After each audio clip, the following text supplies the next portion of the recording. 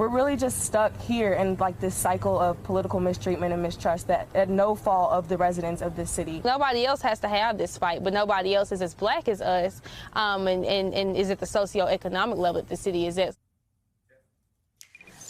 All right, after 7 weeks, 150,000 people finally have clean water in Jackson, Mississippi, a city that's more than 80% black. Well, let me correct myself. I should say cleaner water, because health officials are still advising against using city water to prepare baby formula. And sadly, Jackson isn't the only majority black city facing a water crisis lately. In Baltimore, for example, an E. coli outbreak forced residents to boil their water for a week.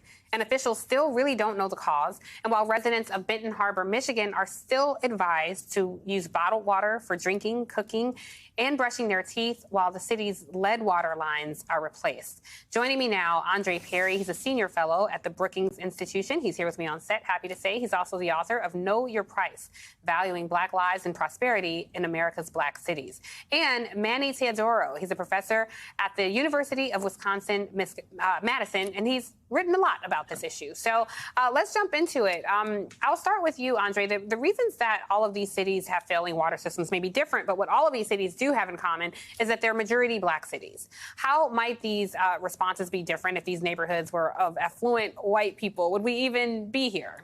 No, I think what has happened over the course of 3 decades, you've certainly seen a significant amount of white flight, which has reduced the tax base, reducing their ability to refurbish and maintain these systems. And because water is a utility that's managed at the municipal level, what we're seeing, where we see patterns of segregation, we also see patterns of failure in infrastructure. So wherever you see a lot of white flight, aging infrastructure, those places are going to be very vulnerable to these kinds of disasters. You know, it's interesting you say that because sometimes when you see white flight, you see black flight. You know, when black people get enough money, then they leave these neighborhoods, which is not a criticism because black people literally can't gentrify a neighborhood.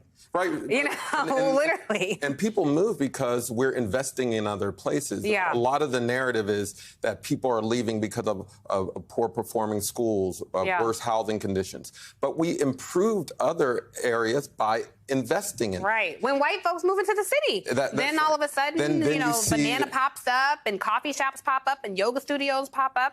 And what the message that sends to black people, I think, particularly young kids. Matt, Manny, I'm sorry, I want to bring you in the conversation. I want to first acknowledge the demographics of Jackson, Mississippi, and we have to talk about Tate Reeves, the Republican governor there. Mississippi is really a unique example of just systemic oppression and racism run amok.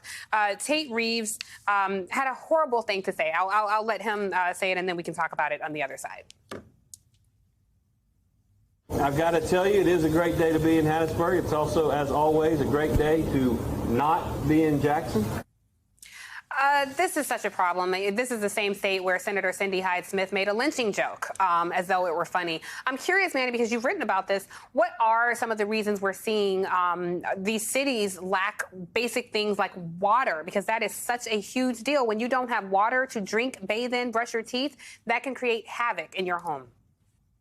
Absolutely. You know, Dr. Perry was right on with a comment about the way that water systems are governed at the municipal level. And so when folks flee to suburbs, whether they're white folks or black folks, they take with them the capital and the money that they have to support those systems. That leaves stranded capital in cities, and it leaves our systems fragmented politically, and that leads to fragmentation physically of the water systems themselves, and that causes failure. You know, the comments from Governor Reeves, that's tough, man. That's tough to listen to. We're talking about the capital of the state that he governs. You know, we can't afford to think of these systems as so separate. You know, we are all in this together, and municipal water systems work best at scale when they serve large numbers of people.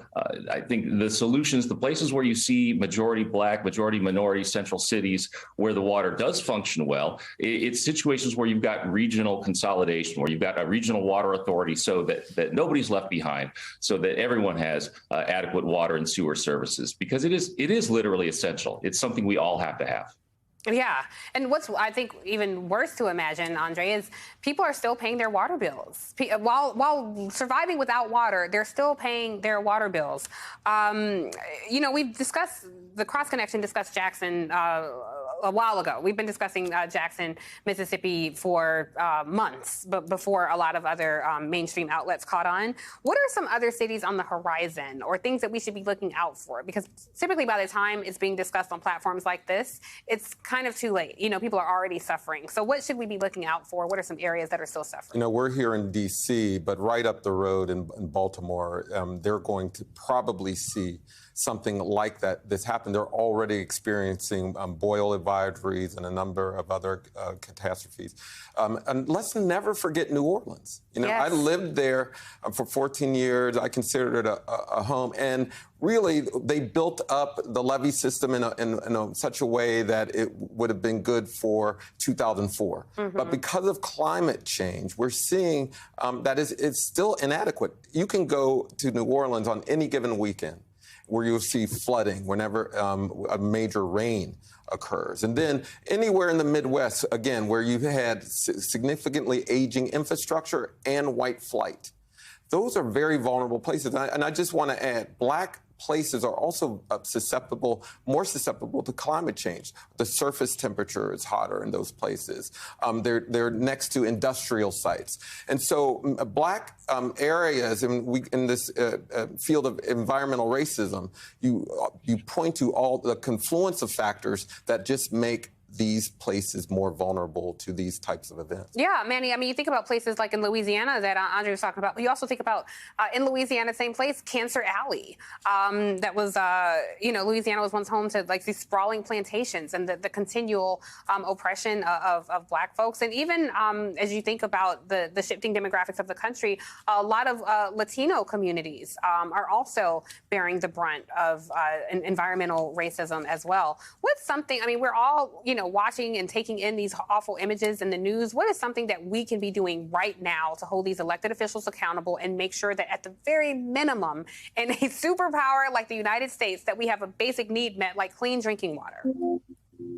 Yeah, absolutely. Look, I'm an angry guy, but I'm an optimistic guy too. And the great news about this is these problems that we're seeing with water systems, they're not natural disasters. We're not talking about some horrible new chemical contaminant or pathogen that's been released into our water system that we need to fight. These are fundamentally problems of governance, economics, and politics, which means that we can solve them. So what can we be doing? Well, the first is just to talk about these problems before there's a disaster. You know, disasters like the Flint water crisis, what we're seeing play out now in Jackson, in Baltimore, they're making Americans wake up to the danger and the vulnerabilities that their water systems suffer from. So I think we need to ask questions of our own leaders wherever we live. Yeah. Hey, are we investing adequately? Are we providing safe, affordable water for everyone in our communities and everyone across our state and across our country?